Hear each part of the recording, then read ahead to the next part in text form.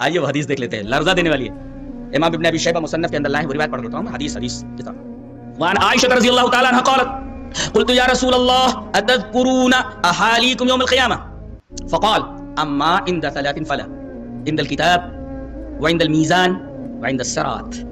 رواه ابن ابی شیبہ فی مصنفہ، امام ابن ابی شیبہ اس حدیث کو اپنے مصنف کے اندر لائے، راویہ حضرت عائشہ رضی اللہ تعالی عنہ۔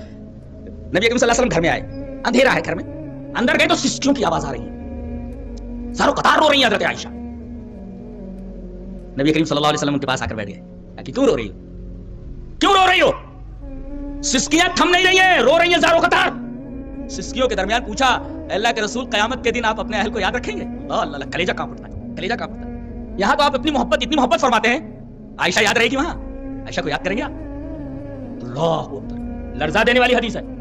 ارے اللہ کے رسول مجھ سے آپ اتنی محبت فرماتے ہیں دنیا میں، عائشہ کو یاد رکھیں گے کیا قیامت میں؟ اتذکرون احالیکم یوم القیامہ، یاد کریں گے آپ؟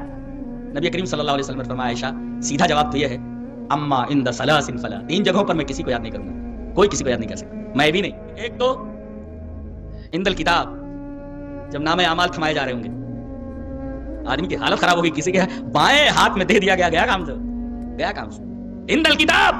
اور دوسرے عند المیزان، جب میزان عمل کے اوپر کھڑا کیا جائے گا، ایک طرف اس کے گناہوں کے دفتر، دوسری طرف اس کی نیکیوں کے دفتر رکھ دیے جائیں گے۔ آدمی کی سانس نیچے کی نیچے، اوپر کی اوپر، پتہ نہیں میرے ساتھ کیا کیا جانے والا ہے، کون سا پلڑا نیچے چلا جائے گا، اوپر جو ہے نیکیوں والا یا برائیوں والا۔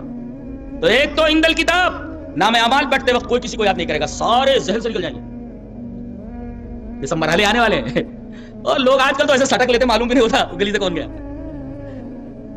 پتہ نہیں چلتا۔ صحیح ہے، عند الکتاب نام اعمال بٹتے وقت، وعند المیزان اعمال تولے جانے کے وقت، وعند الصراط یہ صراط۔ اور عجیب بات تو یہ ہے اس راستے کا نام بھی صراط ہے۔ اور ایک علمی نقطہ علماء کے لیے کہ یہاں سبیل کا لفظ نہیں ہے، طریق کا لفظ نہیں ہے، یہاں صراط لایا گیا۔ کیوں؟